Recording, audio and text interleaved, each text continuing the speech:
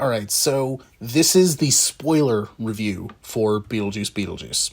Now, if you want to see my non-spoiler review, go check that out. But this is the spoiler one. Now, a little recap of my non-spoiler one, if you haven't seen it or if you already seen it. As much as I thought it was fun, it was very flawed and a bit of a jumbled mess. So, if you want to go like on that reason, go check that out, because I will be explaining those, but in incredible detail. So, if you don't want Beetlejuice spoiled, go check that out. So, just get out of here. Okay. So, the few things that I wanted to discuss in this. One was, despite being part of Beetlejuice's backstory, they made a big deal about his wife coming in, which I thought was cool. But they bring her in, they set her up, and then she's there for 5 minutes, and then she's then gone for like 30 minutes. And by the time she pops up again, I completely forgot she was in the movie. I was like, oh, that's right, you're here.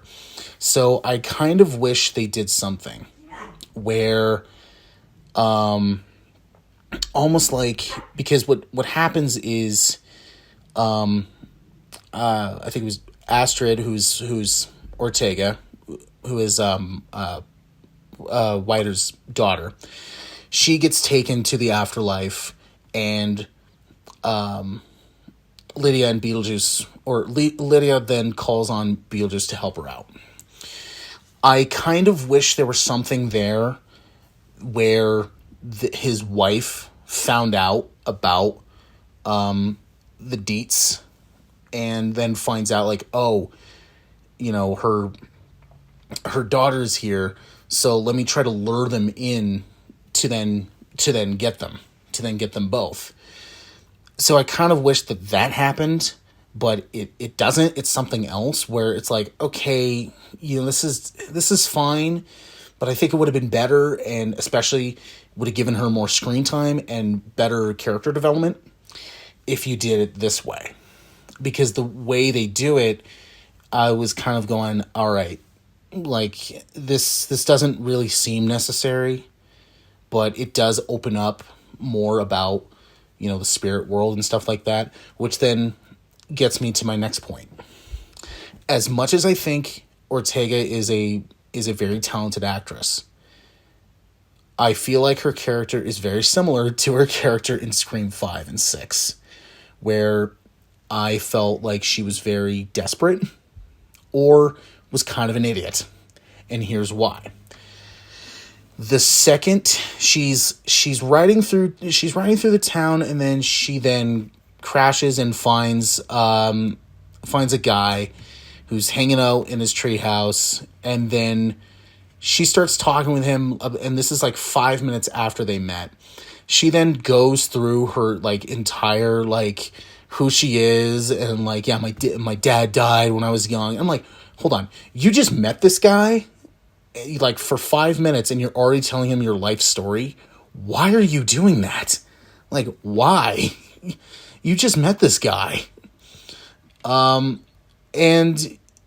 then throughout like the next like 20-30 minutes, I'm just like, hold on, you just met this guy and you're already kind of like almost like dating at this point. It's like, no, this is not working for me. It's just not working. And there's a couple of like red flags that I'm like, up. You didn't see this? Like, come on. Like, you didn't see this? So I was very much going like, okay, like, I know you're new to this stuff and you think that everything your mother does is stupid and is not real, but you really gonna have to like have some consistency on certain things. And no, I was like, no. So there was that. Also, another thing that that I thought was overly done was them explaining what happened to the father of them, So Jeffrey Jones from the original, because if you don't know, some really messed up stuff came out about him, of what he was doing, and they're like, all right, you're gone. And so that would be the elephant in the room, to not address that, to not address what happened. And what they did was like, okay, that's a little over-explaining, but, it's fine. Where it was like, you find out that he went on a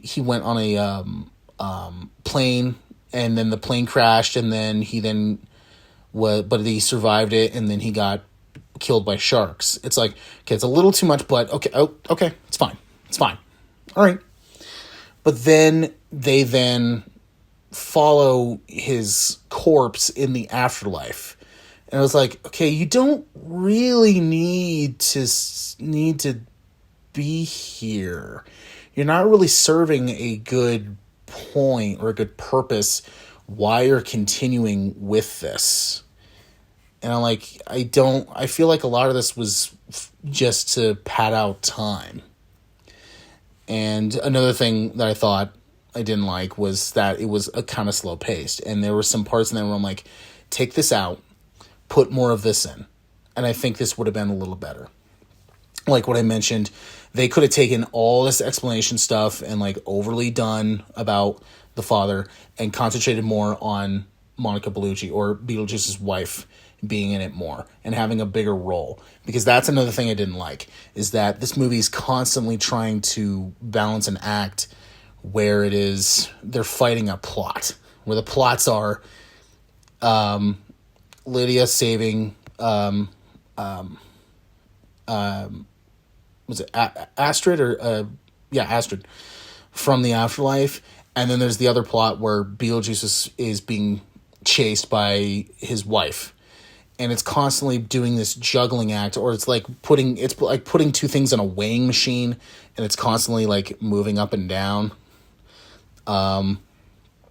or it's like you put more weight on one side and then it's just down for a while, and then when you take it off, it then goes to the other side, but then you quickly put that heavy thing back down. It's constantly doing that. So it was very jumbled on what the plot of the movie is. And so it kind of felt like, okay, maybe get rid of the fact that, you didn't really need more of the father stuff in there. And I'm not talking about Astrid's father. I thought that was fine. That was totally fine. It was more of the family, the entire the family father. So, or Jeffrey Jones. That felt very much like, okay, you didn't need to overly explain this. You really didn't. You just needed to say like, okay, this happened. And another thing, too, is that they also explain why Alec Baldwin and Gina Davis's characters are not in there. They do explain it, but unfortunately, the way they explain it is very just like, oh, yeah, this happened. And I was like, wait, whoa, hold on. Because what they say is, oh, they found a loophole in the book, and they were able to go to the afterlife, the great beyond. I'm like, okay, can you explain that? Because that felt very, and then they don't address that again. So it felt very like, okay, can you go back and explain this a little bit? Or maybe what you can do is, if you wanted, bring that in there, you explain it as you go, and maybe that becomes part of the plot, or maybe part of the climax of the film, but they don't do that. So it feels very just like, oh, we gotta explain what happened with this. They found a loophole. Okay, just do it.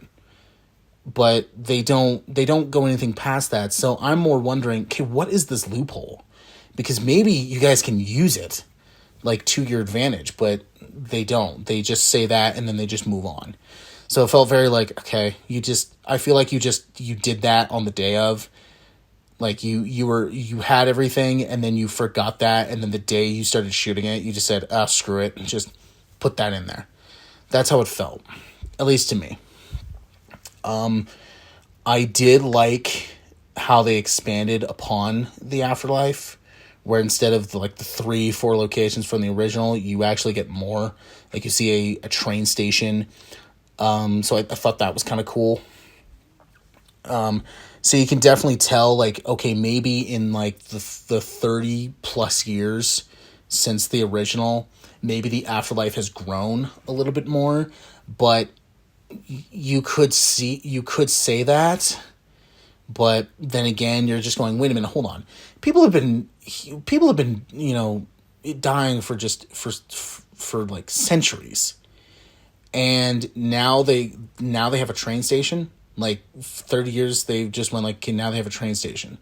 So I feel like, you could exclude that from the original because probably due to budget stuff, because, that happens a lot.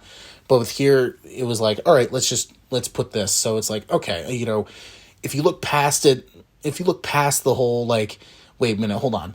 This wasn't here, so now just 30 years later, they're just okay, let's put this in. If you look past that, it's fine. And I did. After a while, I was wait a minute, hold on. This is a Beetlejuice movie. Just move on. Move on. Stop looking so deep into things. Just move on. But, I personally, as much as the problems I had with this were very apparent and they couldn't really go away, and I saw this with my family, I feel like I was the one that liked it the most.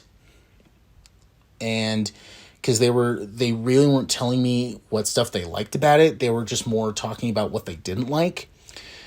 And I was more of just going yeah, well, you also have to look at this. It's Tim Burton, but it's Beetlejuice. So you gotta kind of look at that and go, okay, I'm expecting it to be very, very goofy, very slapstick. So I'm expecting that, and very much, and I feel like a lot of the stuff they kind of almost made up at the last minute because they were going oh, that's just funny. They almost they were making themselves laugh, and just going that works. So it, as much as I think the original is way better, and this is a little jumbled around, like a puzzle, or like a blender, like you just made a smoothie in a blender.